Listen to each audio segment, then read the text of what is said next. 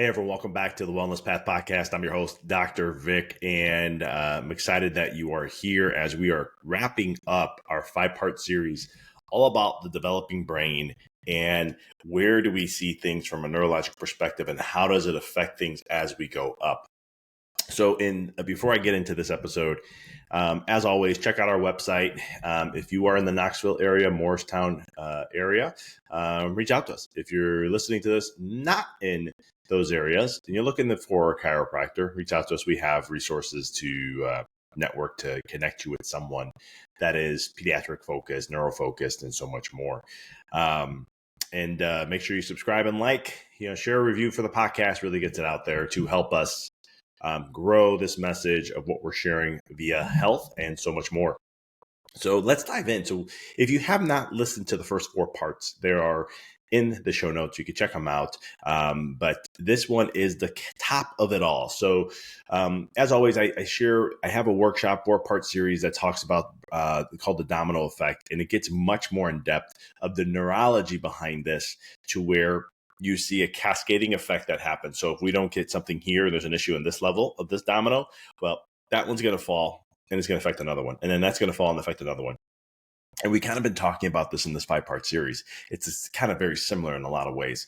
And so it's but if you want to have more in depth, it's in my show notes. Check it out in the link there. You can go ahead and register and you can watch the 4-part series and it goes much more in depth. I highly recommend every single parent who's thinking about having kids or does have kids or has kids with any of the alphabetical soups, ADHD, autism, Asperger's, OCD, pandas, all these other names they have that you can, I highly recommend it. It's for you. It's designed for you to empower you as a parent to understand how to really help your child neurodevelop properly so that they can really return back to being the natural state of what they are, which is happy, healthy, and vibrant. So here's what happens when we get this further along into this imbalance in the neurology not communicating well. This is what happens when these certain reflexes stay on and they don't get corrected. We'll get into a state where you'll see. Now, tell me what this sounds like to you, right? So they lose. So the aspects will be self-regulation, organizational skills, and visual spatial perception. I'll explain all that, what that means. Basically, this means attention, focus, and behavior, right? So attention, focus, behavior. What do they call ADHD? Right? ADHD is the thing that they can't focus. They have behavioral stuff. They act out. You get these kiddos that are hitting their sibling, or they get physical in school. They get real frustrated and mad and throw things and all this. And you may say that sounds like a toddler. Yeah, it is. 2 to 3 tantrums. It happens. It's part of their nature. They're learning. Right? 5, 6, 7. Different conversation, right? So we see this later most of the time. Sometimes we can see it at 3 years old. Like the whole self-regulation part, it's just them saying, I'm mad, but they can correct themselves. And you can teach a youngster this, 2-year-old, 3-year-old this. My daughter, we've been teaching her about emotions and what they feel like and educating her on it so that when she'll tell us, she's like, I feel frustrated. And I said, what do you do when you feel frustrated? And then she'll know the, bite a pillow or, hug. Sometimes she needs that compression. There's different variables of what we teach her so that we can try to help. I'm not saying this always works, but we're just trying to, 1, have her become aware of her emotions so she can know what those are. And then 2, give her solutions to know what she can do with it. Do you need a hug from mommy or daddy? Things like that. But this is later on where they can't control. It's very frustrating. And not only that, then there's the next layer on top of that, which starts to affect their academics or just learning in general, right? Math, reading and learning, comprehension, reading something, understanding it, processing it through their brain, and then being able to share what they read or what that meant for them and so much more. So these are 2 areas that get affected. And this is just this is the effect of something from early on, from birth on, even sometimes in the womb, where it starts to create this chain reaction of stuff that creates all these imbalances, which means their nervous system is just not functioning right. They're not regulated. They're very highly stimulated. So it's just the littlest thing throws them off. And that's where the behavioral stuff will come, right? They can't organize things as well. So I'll tell some stories here. I remember I was working with this one mom. It was a family of 4. But originally the son came in and he was 11.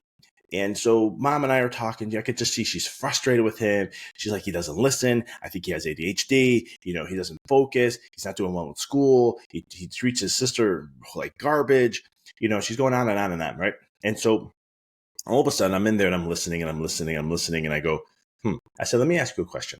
And she goes, I said, when you're telling him to go do something in his room, because she's like, he'll go in his room and I'll tell him to do something and he'll do like, sometimes he'll do things and sometimes he doesn't. Sometimes he'll just get distracted. She was you could tell she was very like on her last thread here. And I said, well, let me ask you a question. When you tell him to go to the room and to go do 3 things, 4 things, does he end up barely getting the first one done? And she goes, oh my God, yes. It'd be like he didn't hear anything else after that. I looked at her and I said, it's not his fault. And she just looked at me with a puzzled look like, what do you mean? I said, let me explain to have you understand what's going on in his brain. So that way you can have a better understanding then to how and why that happens. Okay. So I'm like, imagine that we're in a room here and I go in this room, I have speakers on and they're playing very, very loud music. Right. And so we got this loud music. It's distracting. It's taking your attention away. And all of a sudden you're getting told instructions to do something. And you may only get the first one and that's it. The brain doesn't pay. Maybe. It's not saying that you're going to. It's just maybe. And then all of a sudden you don't get the rest of the commands. And then you go and then you're like, all you keep hearing is loud music. So it's not like you're calm and quiet. And you're like, oh yeah, I was able to focus. I was able to truly listen. Right. I said, that's his brain right now. That's how much overstimulation, overfiring is happening. And I said, in neurology, we call this nociception. It's a noxious stimulus to the nervous system, and it really annoys the brain. And I said, so you have that going on. And because of that, this is what's causing that response. And this nervous system's just revved. It's not communicating well.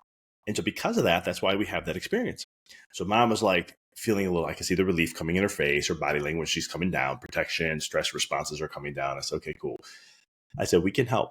And she's like, you're going to be able to help with that. I said, yeah, it's called self-regulation and it's also called organization. It's also called learning and some other things. There's things that we're going to help with to get him to slowly refocus. I said, this doesn't happen overnight. And I always like to be very clear about that with my patients. None of this happens overnight, because chiropractic doesn't treat anything. So we have to, it's a process of building up this nervous system, removing the miscommunications, allowing the body to repattern itself, reorganize itself, self-heal, self-regulate, all those things. And that takes time. The older the child is, the longer this has been going on, the longer it's going to take. It's faster than an adult, I can tell you that, but it's going to take more time. That's all. We'll get there. It'll just take more time. And it was cool because what happened with this kiddo, about 3-4 months in, we're getting into our second or third re-exam. And mom, I can see she's happier. Now, of course, she's under care. The other kids are under care. Kids who are under care, they just adapt better to life. They're more regulated. They don't get so overwhelmed and stressed. And it's harder to throw off the family system. Okay. And so long story short, I'm like, how's he doing with instruction? She goes, it's awesome. She goes, I can tell him to do 1, 2, 3. He does it. He keeps his room clean. He actually cleaned his room without me even saying a word. He didn't like the way it looked, right? Organizing himself, right? And so I was like, that's awesome. Visual spatial perception, just want to mention that's like hand-eye coordination stuff. And so we see this a lot with kids who are, again, with those kind of things. And there's things that we'll recommend to help build those pathways back up. So again, it's just reinforcing the nervous system. And as you're getting adjustments, we can do that to help in that way. But I have tons of stories. I mean, this is stuff that it's simple things to do. And this is why it's so critical for a kiddo to get adjusted, let alone the family unit. Because it changes the ball game for the whole family. It helps you become more resilient to these kind of things. And just to share, I actually have a workshop that I shared with patients in my database, and I'm sharing it here on the podcast. If you like it, it's in the show notes to register. All you have to do is just go ahead, click the link, put in your name and email, and I share a workshop about stress and the stress response and how to be more resilient to stress. And I share 5 things of what you can do. And it's all neurological based for the most part.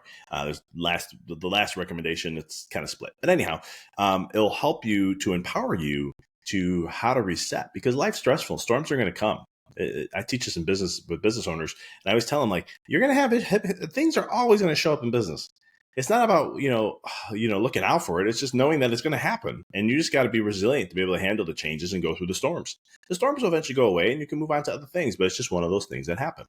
And so if you're interested in that workshop, it's in the show notes. Click on it and take a look at it. But this is the overall encompassing thing. So you see this in learning. I had a kiddo one time. He was in high school. Okay. So high schooler, mom, dad, and his little brother were under care. And mom came to me one day, and it was around end of November, December, and she was in tears. And she's like, "Can I talk?" She was like, "Can I talk to you?" And I said, "Yeah, let's go into one of the rooms." So I had an exam room. I had another room I could talk to them in, my report room. So I brought them in, and I'm talking. I'm like, "What's going on?" And she's like, and she's in tears. She's like, "So and so he's going to be failing school. He's been threatened that if he can't get his grades up, he's going to have to repeat this year. It's going to throw everything off here, and and then he's doing drugs. He's in this and that. He's hanging around the wrong people. He's making bad choices." She's like, "I don't know what to do. I mean, I've tried everything. I don't want to. It's my son. I love him, but I don't know what to do." She's like, "Can you help me?" Now here's okay. Can chiropractic help someone with drug addiction or choosing making poor choices? I mean, yeah, but it's not a treatment for it, right? Can we help with learning? Right? Well, we talked about yes. So I told her, I said, "Listen, I know I can help. I just don't know to what degree it's going to be and how fast it's going to be, but I know I can. Once we can get that brain to shift, he can start to make better choices. He'll start to analyze things a little differently and be able to look at things. He won't be as stressed, so the need may not be there. It might be more of a stress thing. He's just so overwhelmed with life, he doesn't know what to do with it, so he goes to that." And I said, "If that's the case, we'll see a big change quickly." And so she's like, she felt hopeful. We got him under care immediately, started adjusting him in end of November, right in the beginning of December. May comes around. So he's been under care for 6 months, right? So I'm bringing this story up. This is a teenager. And I'm bringing it up because he had comprehension issues, learning, focus issues, couldn't really, the memory aspect of things, learning things wasn't strong. 6 months later, he brought all his grades from F and Ds all the way up to C's and D's. He ended up passing that year. He did not do any drugs since he started care. Like it was almost instantaneously started getting adjusted, and he just didn't need it. No, she's like, he totally stopped. And he pulled away from the friend circle that he was with, and he chose to have a different friend circle. He was actually alone for a little bit. Then he chose some different friends. And it's one of those things where, again, when we start to get to the neurological perspectives, we start to make these higher connection centers, and we help to improve the communication. And then that's where chiropractic thrives. And then we're working on, there was other things there too. So I don't want to take away from everything we shared in this 5-part series. There were other things that showed up that were affecting that all along the way. Okay. It was like another time, and I'm just sharing stories. I'll share this last one. I had a teenager, 15-year-old. He had a herniated disc, a bulging disc. What happened? A patient, they came to us. We did the neurological scans. There was some stuff going on. We started adjusting. It opened up the nervous system to healing. 12 visits later, we go do a re-exam, and there was some massive changes going on in the lower back area. Just really, really like black and reds, and those are not good. And so I was like, asking mom, I looked at her because I went to go look at the intake form she had. I wanted to see if there was digestive issues or colic or something there, constipation, anything, reflexes. I just like just what was showing up. I'm like, there had to be something there. And she was like, that she didn't put anything down. So I was like, okay, maybe there was nothing. And it's fine if there isn't. But long story short, in that 12 in our progress report going over everything, I looked and I said, let me ask you a question. Was he like a colic baby when he was younger? Like, did he have colic and all? She goes, oh my gosh. She goes, how do you know? I said, I don't know. I'm just asking. And she goes, he was the worst colic baby probably in the whole world. And I was like, well, that's anecdotal, but yeah, I hear you. And she was just like, oh my God, it was brutal. I couldn't sleep. I this and that. He had this. And then after that, then he was fine for a little bit. He had some behavioral stuff, right? Working up everything we shared. And I looked at her and I said, here's why I say that. We're going back to helping reorganize that and heal that. Or at least the digestive system's trying to heal. And I said, that's all I know. But it is going in that direction. That's the reason why I brought that up.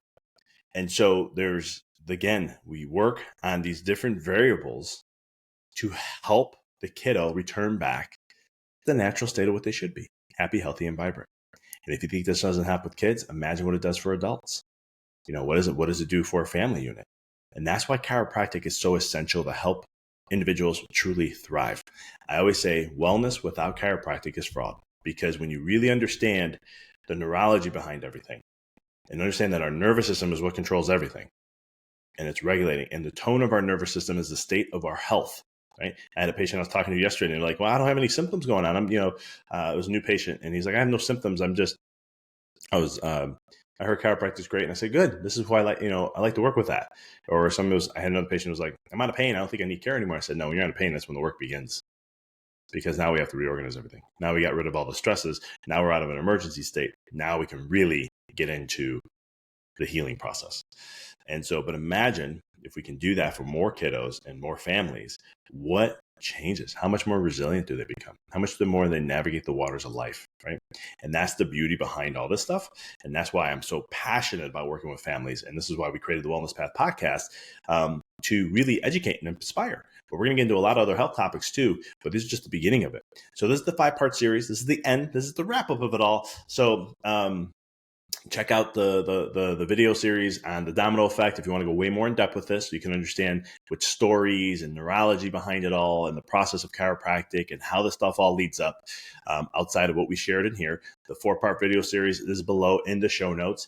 And if you want to register for that stress workshop, check it out below. But I appreciate you for tuning in. Make sure you subscribe, like, share, review, and I will see you on the next episode. Have a blessed day.